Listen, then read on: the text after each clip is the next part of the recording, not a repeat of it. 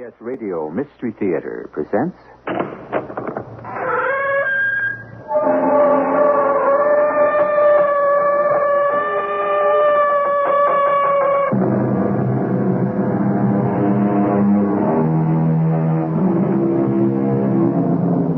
Come in.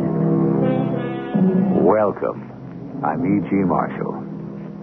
Down the labyrinth of time, men have worshipped many gods. Among them, the god of fire. Even today, on a small island off the coast of India, fire worshippers walk unharmed through a river of burning coals to honor their fire god. Another god worshipped by men is greed. The love of money, called in the Bible the root of all evil, has tempted men to lie, cheat, steal, kill. In other words, they too walk through a kind of fire. And some are hideously burned. Christy, my love, call me King Midas, because anything I touch turns to gold. You'll be embroidered with diamonds, bedizened with emeralds, garnished with pearls.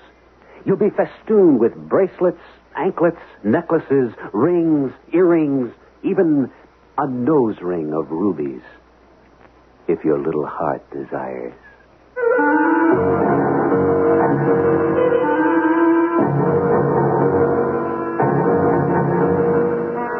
Our mystery drama, Trial by Fire, was especially written for the Mystery Theater by Nancy Moore and stars Norman Rose and Michael Tolan. It is sponsored in part by X-Lax and Buick Motor Division. I'll be back shortly with Act One.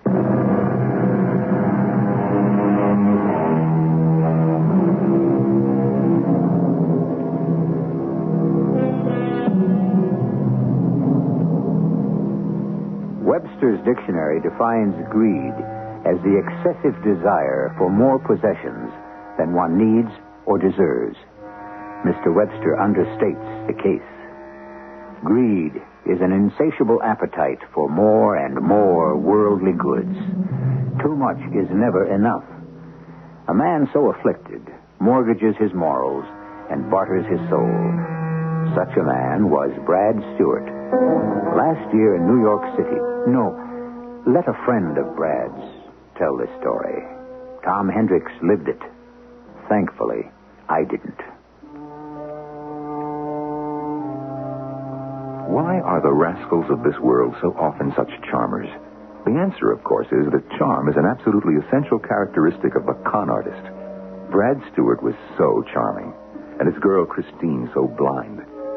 Christy was a sweet little thing, gentle and trusting. I never could figure why anyone as nice would attract someone as devious as Brad, or why well, what naive young girl wouldn't fall for all that charm? How could she resist a man, a handsome, charming man, remember, who courted her with such poetic extravagances? Rings on your fingers, Christy, bells on your toes.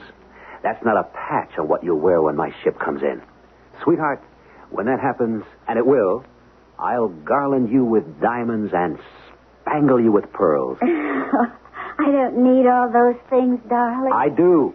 You'll be embroidered with amethysts, garnished with sapphires. Oh. Yes, you'll be festooned with bracelets, necklaces, rings, earrings, even a nose ring of rubies, if your little heart desires. And my girl will make music wherever she goes. A wild talent with words. Another requisite of a con man. Was Christy to take that rhapsodic nonsense seriously? Catch on that no deal was too shady to help Brad beat the system, make the world his oyster, with a perfect pearl inside? She never questioned where his windfalls of money came from, even after he disappeared for days on business, he said. I clinched another big deal, Christy. Everything I touch turns to gold. Call me King Midas, and you're my princess. Castles in the air? I'll build a dozen right on the ground. Prince Charming, King Midas, and Christy the princess locked in a tower of love and innocence. An article in a travel magazine was to change all that. Brad read the article, grabbed the phone, and dialed my laboratory. Oh, I'm a research chemist, and that's exactly what Brad needed. Hendricks Laboratory. Tom, Brad, one question. when you were on that trip to Ceylon, you went to a fire walking, didn't you? Sri Lanka. What? Sri Lanka, that's Ceylon's new name. It's really their ancient name, and now I don't give a damn about its name. You did see a fire walking, yes? Yeah, what about it? Plenty about it. What I want to know is this. Those natives that walk on coals, it's a fake, isn't it? Well, I told you that I saw it. No, I mean they protect their feet with some kind of secret herb, right? Wrong. No tricks, drugs, gimmicks. Oh, I don't believe it. Look, I'm telling you that I saw them walk through a blazing inferno with bare feet and they weren't burned. You sure? No protection at all? None. Hey, Tom, there's got to be an angle. Maybe so, but doctors and scientists who studied the phenomenon haven't found it. You know, I checked out one fire walker myself, before and after. He didn't put anything on his feet before he walked, and those feet weren't any different after they sank in coals nearly up to his ankles. How the devil do they do it? No one knows. Well, the people who do it know they have to. Not scientifically, They're just not telling. but spiritually they know. What? Well, you see, Brad, fire walking is a religious rite.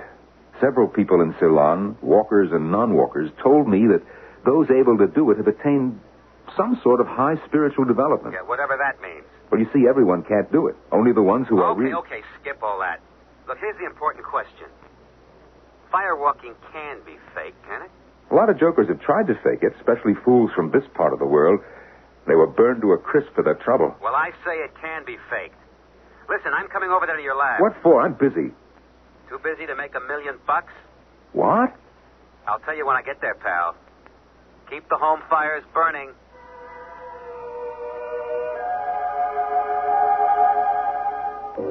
When Brad got to the laboratory, he was too on fire, shall we say, to explain the fantastic plan he had already dreamed up. He plunged right into ways and means. Tom, I got the principle of this thing all figured out. And you've got the know-how to invent it. Refrigeration. I invent refrigeration and we make $1 million. Well, you're a few years too late, genius. All right. I'll explain. I read this article about fire worshippers on the island of Kamala. Their annual firewalk ceremony is next month. I'm going over there and walk on fire. Are you out of your skull? What for? Hey, listen to this part of the article. Wait till here it is. An island legend has long been held as sacred truth. One day, the Kamalans believe a stranger from afar will conquer the holy fire, will walk without blemish through the burning coals. The stranger will be a man of white skin, of pure heart, of pure faith. For centuries, the islanders have awaited this stranger, this favorite of the fire god. When at last he comes, he will be proclaimed high priest and king of the Golden Isle. Well, Tom, old buddy, you get it? And you think that you can be that stranger? I know I can. Walk the coals and not be burned. Not burned, singed, scorched, or toasted. All right, let's assume that you can do it. So you got the white skin, if not the pure heart. So the brown-skinned islanders make you high priest and king. So what? How does that make us $1 million? You $1 million, twice, 3 times that much for me. Answer the question. How does King Brad Stewart make us millions? Kamala is an island of jewels. More treasure there than in Ceylon. Oh, fine. You're king. You sit on a gold throne. You're worshipped by a lot of superstitious natives who can't even speak your language. Fun and games. Stuck on an island, what good are jewels and a gold throne? Forget the gold throne, the jewels. Concentrate on the statue of the fire god. Yeah, what about it? Wait, I'll read you about that, gentleman. The trench of coals through which the chosen ones walk is 1 yard wide, 20 yards long. At the end of their fiery ordeal, a majestic, fearsome statue of the fire god waits for them. They kneel to him and worship. So? So listen to this. The life-size idol worth a king's ransom is solid gold, studded with unnumbered flawless diamonds, rubies, sapphires, and emeralds. Is that a few $1 million or isn't it? Here, look. A picture of him. I bring that gorgeous hunk back to the States. Wow, take it off the island? How do you get away with that, chum? I'm king. I have absolute power. The dumb heathen worship me, love me, obey me. I say, sorry, beloved subjects, the fire god has ordered me to take the statue to other believers across the world. They won't even try to stop me. It's a cinch. Well, sure, a cinch predicated on the assumption that you can waltz over those coals without getting a hot foot. A little modern science, that's your department. A little hocus-pocus from me, and I pull it off. I can even talk to the priestess without an interpreter. Wait a minute. What priestess? Where's that part about the... Yeah, here it is. The island has always been ruled by a woman, a priestess. But the stranger they foretell will be a man. The present ruler of surpassing beauty descends from the royal line that has ruled for centuries. Educated in England, she nevertheless embraces all the island's ancient customs and beliefs. Come on, a beautiful priestess yet. Educated, speaks English, but believes all that hogwash about a white-skinned stranger. Well, we in business? Brad, if you're asking, can I produce a chemical combination that will see your feet through half a city block of live coals? Yeah, I think so. There's a chemical that expands into gas when it's exposed to heat. Now, you combine that with... Never mind how you do it, just do it. Has it occurred to you that Kamala belongs to India? I mean, even if you get away with the idol, you'll have bad trouble getting a priceless antiquity out of Asia. Bribery does it. After this hustle, I can afford it. Now, let's get to the bottom line. $1 million is your take if you can air condition my feet. Is it a deal? No. No. You want more? Look, I dreamed up this caper. Why should you have more than $1 million? Wait a minute. Hold your fire. You see, I'm not as greedy as you are. $1 million will do nicely, thank you. Pay for lab equipment I need. Now, there's something else I want. What? To go on this safari with you. I thought you were about to ask me for the priestess. Sure, you can go. Why not? I'll take Christy. You take your girl. We'll have a ball. I haven't got a girl. Well, then maybe you do want the priestess. It says right here she's a knockout. I could probably pull that off, too. Well, thanks a lot, but I don't think that I'd go for a doll who worships fire. Hey, but what about Christy? What about her? Will she approve of this hoax? Little Chrissy approves of anything I do. Does she know what you do? She knows what I choose to tell her. Take her along and you'll have to tell her the truth about this. Look, I can handle Chris. You handle those chemicals. Yeah. But come to think of it, I'm not so sure that I approve of this caper myself. You don't have to approve. Just invent. And keep in mind, we have to leave by the middle of next month. After that, hallelujah, I'll be a zillionaire.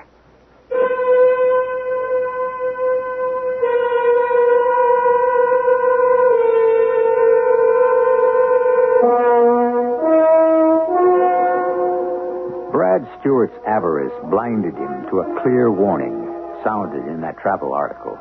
I quote, "Through the years, more than one stranger has landed on Kamala claiming to be the anointed one. Not one man could withstand the trial by fire. All were painfully burned. The natives will tell you that the impostors were exposed by the fire god, who then cursed them with fire." Close the quotes. Close this act. Second act, shortly.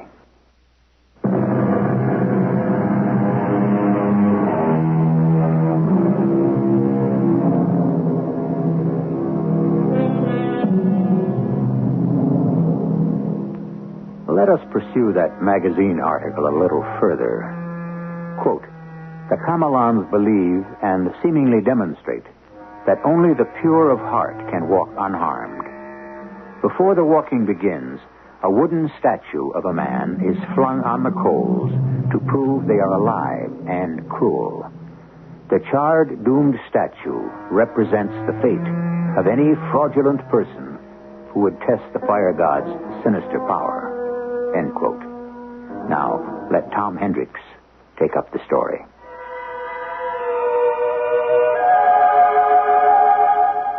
Just 2 weeks before we were to leave, Brad read Christy the article.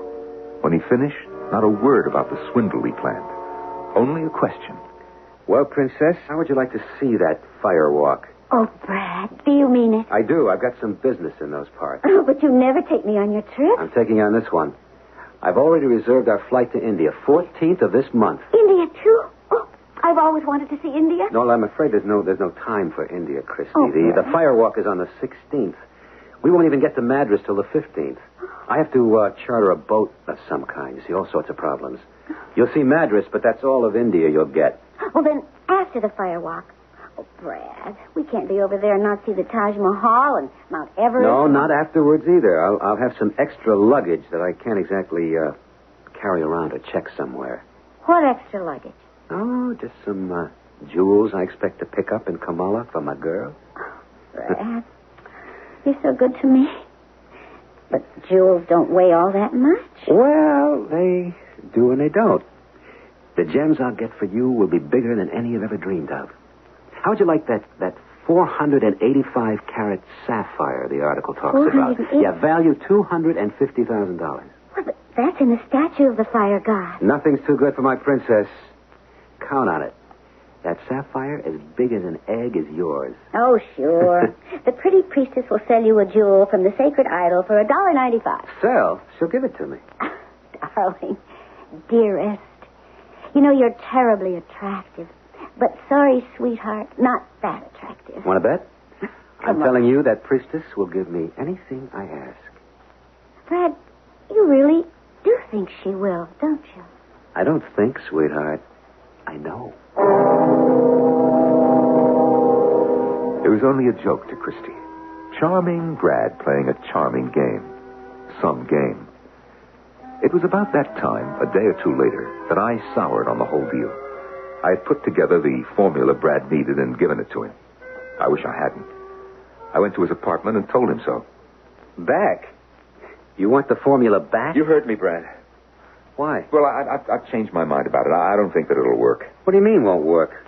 We know it works. We tested the thing. Not on 20 yards of burning coal. Look, last week you were damn well pleased with that formula, ready to patent it. Now you show up here carping about how it won't do the job.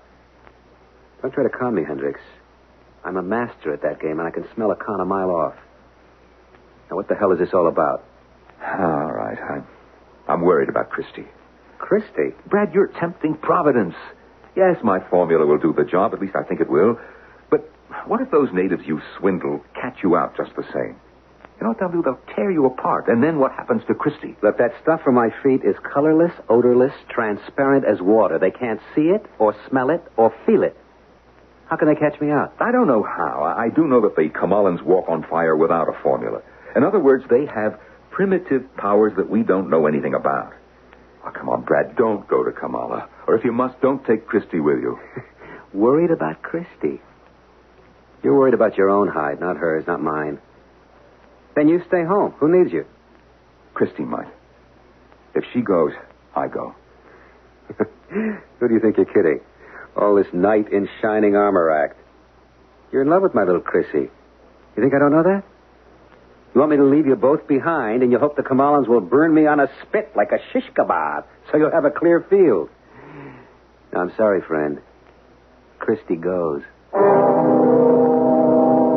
Brad was right. I was in love with Christy.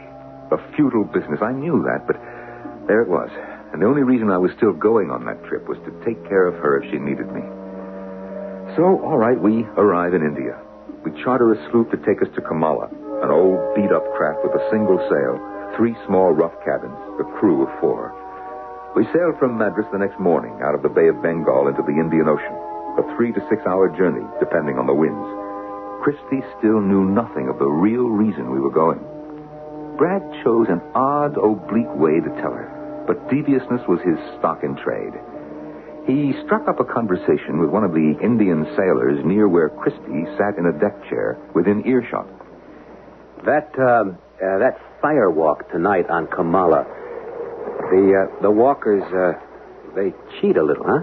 Sir? They protect their feet with some sort of magic potion, right? No, Sahib. Firewalk is sacred. God of fire punish unbeliever. Oh, yeah, sure. I hear there's a big legend that someday a white stranger from afar will walk through that furnace and not even get a blister. True, sir. When stranger walk, no burn, no pain. He will be king and high priest of Kamala. You believe all that? Oh, yes, sir. Then, my friend, you'd better kneel at my feet. You're talking to the man in the legend.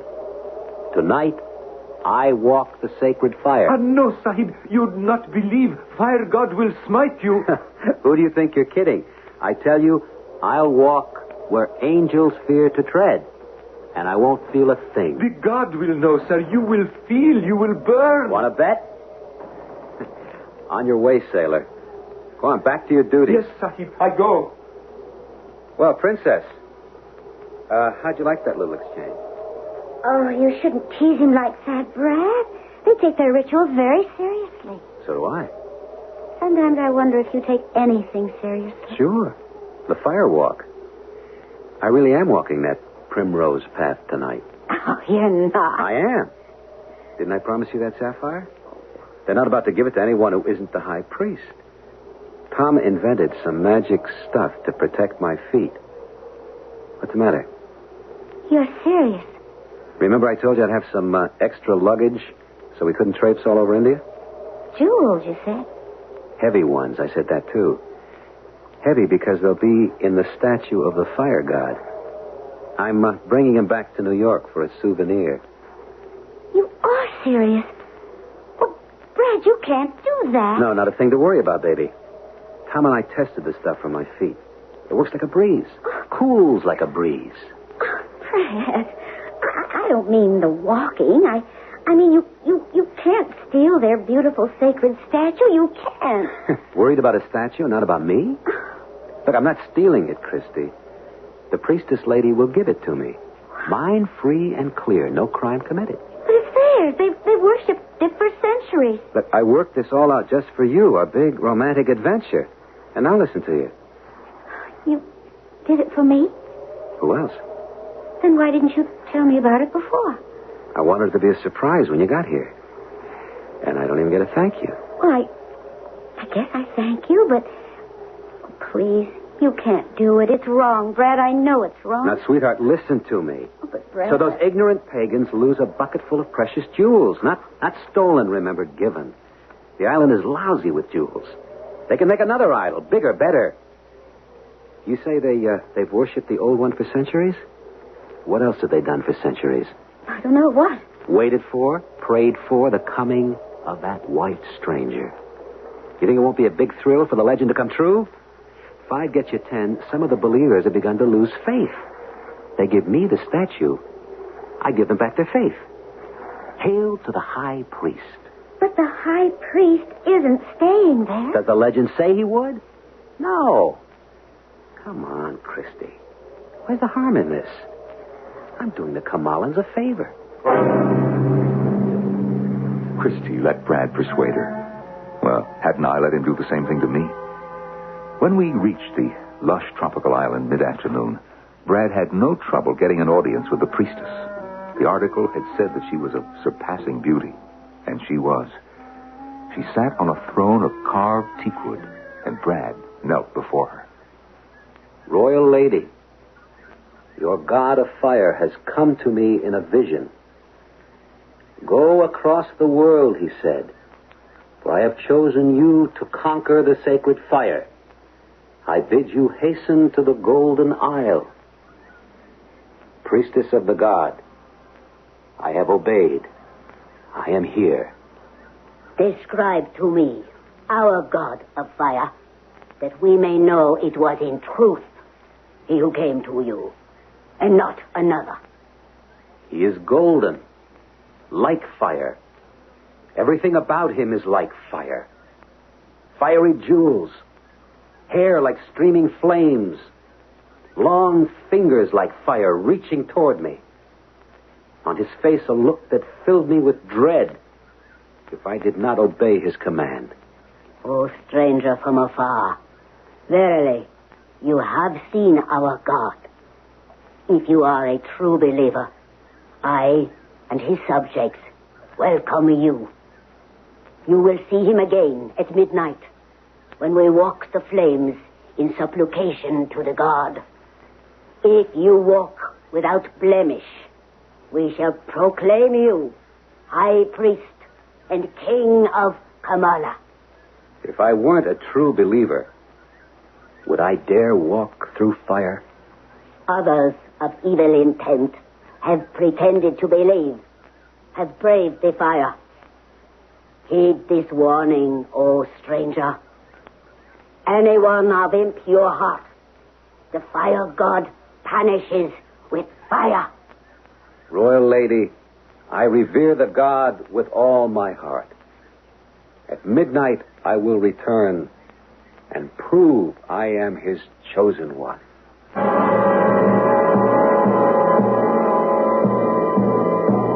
We went back to the sloop, straight to Brad's cabin. He had to soak his feet in the protective solution until time for us to leave again. Christy was terribly frightened. Brad terribly amused. Brad, I beg you not to do this. You will be burned. Chrissy, this stuff works. Here, look, I'll prove it. I've only been soaking about 5 minutes, but, watch this. Presto. Cigarette lighter lights. Lighter flame held under large toe of high priest's left foot. Count to 50, Chris. No, I won't. You really can't feel it? It doesn't burn. Stupendous black magic. Courtesy of Tom Hendricks. Now quit worrying. I can't. It works. I'm proving it. Tom, you tell her. Well, Christy, it does work. Don't you believe your own eyes? I believe the priestess. Did you see her eyes when she said, the fire god punishes with fire? That's pagan superstition and mumbo-jumbo. Look here, I'm still holding the lighter under my toe. And keeping my cool. Well, even if you walk and aren't burned, you heard what that sailor said. The god will know what you are. Oh, Brad, he'll do something else to you, something too terrible even to imagine. Brad was not persuaded. 5 minutes before midnight, the embers in the trench glowed blood red. The heat was so intense it was painful to stand anywhere near. The wooden statue, the one used for a test, was blazing when we came, as if anyone needed proof that incinerator was murderous. Oh, Brad, please don't do it. Brad, she's right. Give it up. Shut up, both of you. Go wait for me beside the fire god. Hey, look. He's in place where the walk ends. Wow. What a sight. He looks alive. He looks like a dumb idol. Now go on. We went. I took Christy's hand. It was cold in all that heat. Natives lined both sides of the trench now. At the other end stood the priestess, arms raised heavenward. 3 women and 4 men clustered around her. They, too, would walk, but pure of heart. And then there was Brad, head piously bowed, hands folded in a position of prayer. And then suddenly... O sacred god of fire, lead the faithful and pure of heart through thy flames. But upon any who are evil, visit thy revenge. The priestess stepped down into the coals. There was the most awesome silence. Not a sound from anyone, from anywhere. Night birds, crickets, natives, silent. How regally the priestess glided down that tortuous path, straight to the fire god, and there knelt. The 7 natives came next, and knelt. Brad stood waiting. He could have followed the others, but he wanted his moment to be big and dramatic. He wanted and got top billing. O stranger from afar, walk.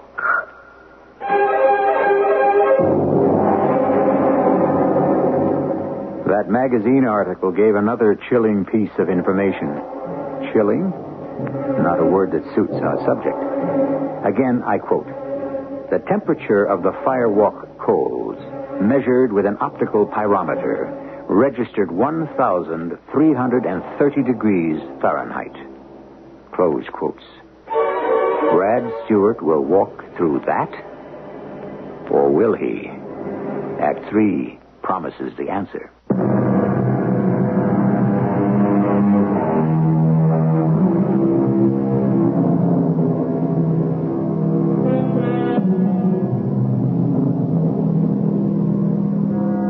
In Roman mythology, the name of the god of fire was Vulcan. Ancient Romans greatly feared the destructive deity. Not Brad Stewart. Reluctantly, one has to admire his rash courage, his arrogant indifference to the risk he would take. Apparently not a nerve in his body. He stood there, ready to step into and walk, not run, the gauntlet of 20 yards of searing coals measuring over 1,000 degrees of heat. He had tested the insulation on his feet, yes, but not under conditions like this. Would modern technology outwit primitive mysticism? Tom Hendricks will finish the story.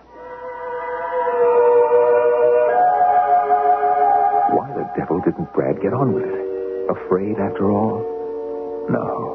He was relishing the limelight, the suspense, and he wanted more fanfare. He got it. Walk, oh stranger, walk. He walked.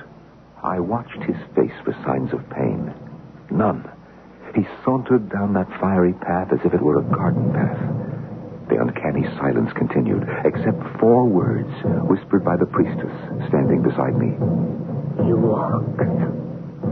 He walks. By the halfway point, the fire worshippers lining both sides of the trench began to kneel. The poor, deluded souls believed they were paying homage to their new high priest. The walk finished. Brad knelt, in his turn paying homage to the god. The priestess placed both hands on his head. Stranger, who has conquered the sacred flame, we rejoice in thy coming. Bow to thy majesty. And I proclaim thee high priest and most high ruler of the golden iron. She repeated that proclamation in the Kamalan language. The long silence ended. Cheers rose to the heavens, a kind of incantation, a litany. Brad came to his feet, faced the crowd, standing there like a king. He waited for the caterwauling to stop.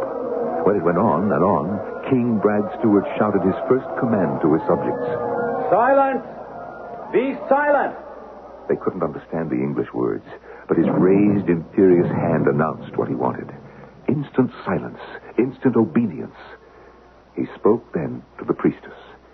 Here was the final test. Would she see through him? Would some occult message reveal him for what he was? Well, give the devil his due. Brad gave a great performance. Even I, who knew him and despised him, was impressed. Royal Princess, I am greatly honored, deeply moved, and it is with sorrow and regret that I tell you I am not destined to be ruler of this beautiful isle. I cannot have heard thee correctly. You have indeed heard correctly. It is ordained that you continue to rule. No. It is forbidden. Once it was forbidden. No longer. There has come to pass a new command. But thou art the favored chosen one of the god himself. Pray you listen, madam. I, most high priest of Kamala, have seen another vision. Our god of fire has once again appeared to me, honored me with his presence. Yet again? These were his words, his command.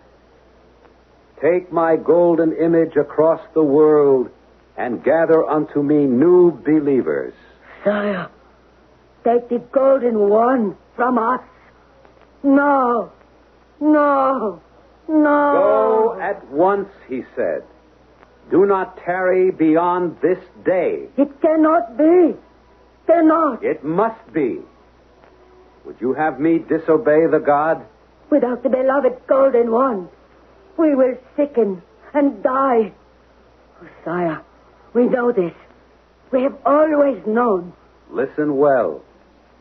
The god commands that your subjects make another golden one, which he will doubly bless. You will obey? We will do as the god commands. And all will be well. That is my promise, royal lady, and the promise of the god.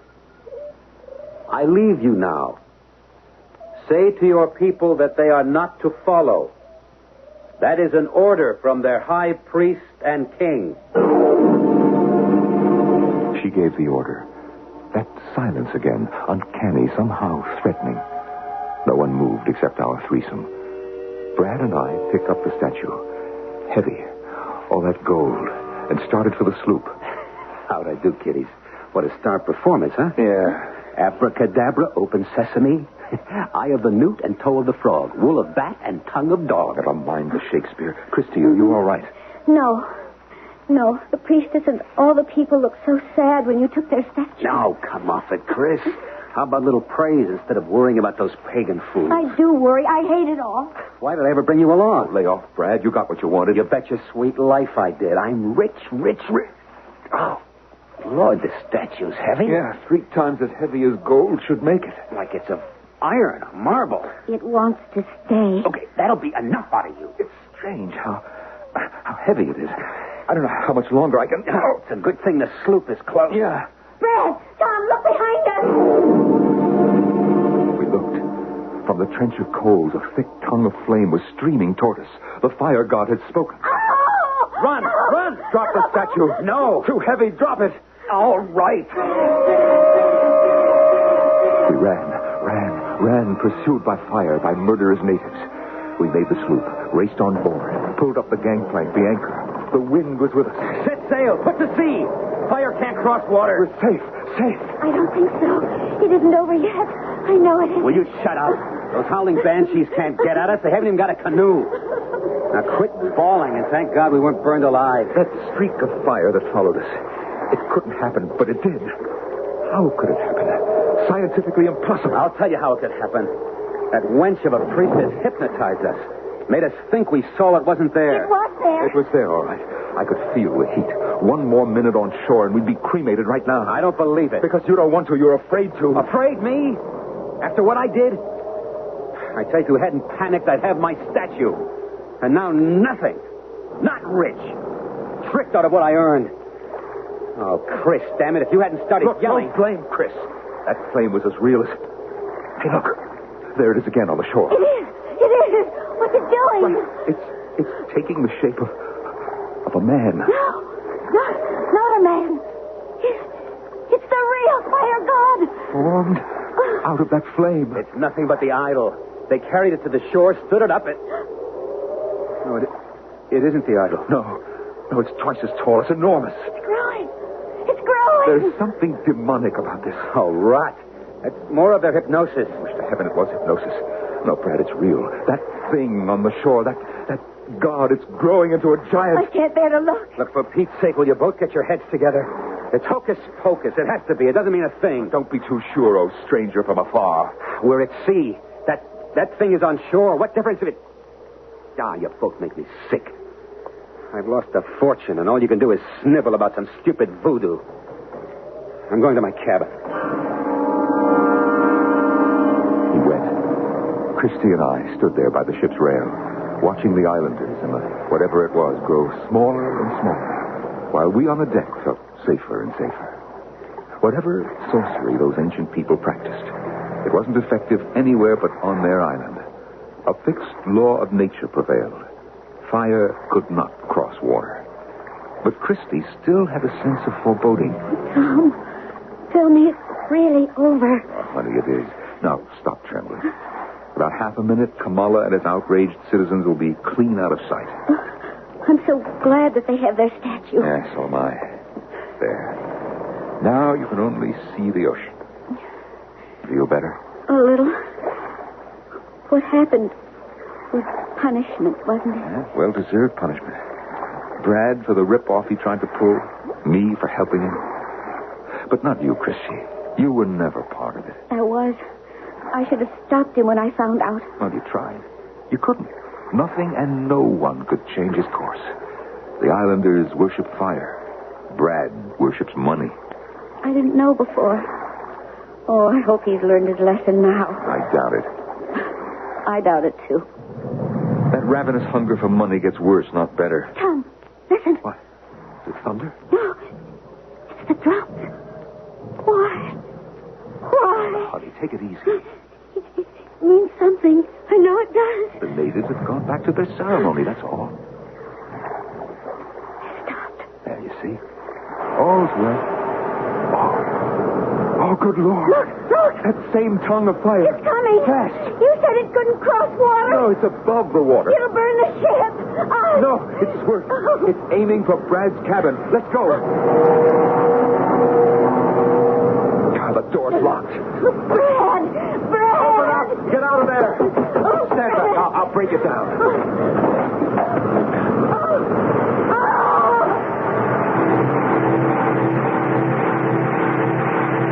At the instant, the door splintered.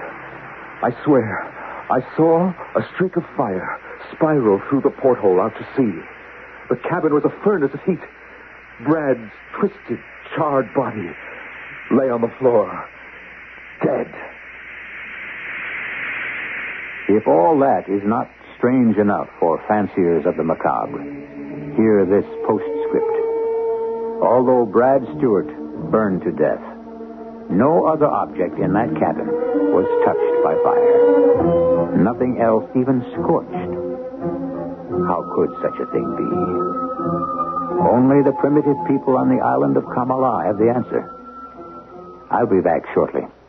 I guess I'm lucky. My family's always been healthy. Oh, a touch of constipation now and then, but we've got X-Lax for that. Today, more American families trust X-Lax than any other brand. When you need a laxative, you can count on X-Lax for relief in the morning.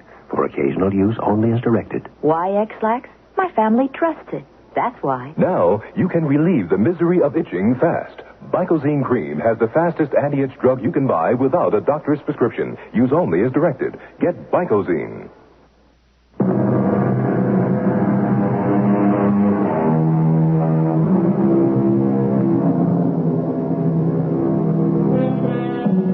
Afterthought. Recall, please, this passage in the travel article. Before the fire walking begins, a wooden statue of a man is placed on the coals to prove they are alive and cool. The charred, doomed statue represents the fate of any fraudulent person who would test the fire god's sinister power. Fraudulent Brad Stewart. Charred. Doomed. Dead. Our cast included Norman Rose, Michael Tolan, and Evie Juster. The entire production was under the direction of Hyman Brown. And now, a preview of our next tale. Dr. Octus, you can't keep us here indefinitely. I have no intention of doing that. I can promise you, Mademoiselle Sherwood, that you would be free to leave here in the morning. And to catch my train. And to catch your train. Me? The way you said that. What about Mr. Hart? That is quite different. Mr. Hart will be staying a little longer. What for? Shall we say as evidence of your good faith? My good faith in what? In a little scheme which has occurred to me, and which, the more I examine it, seems the perfect answer to all our problems. Yes, indeed. I think my little scheme will solve this dilemma for all of us. Radio Mystery Theater was sponsored in part by Buick Motor Division and X-Lax. This is E.G. Marshall inviting you to return to our Mystery Theater for another adventure in the macabre. Until next time, pleasant dreams.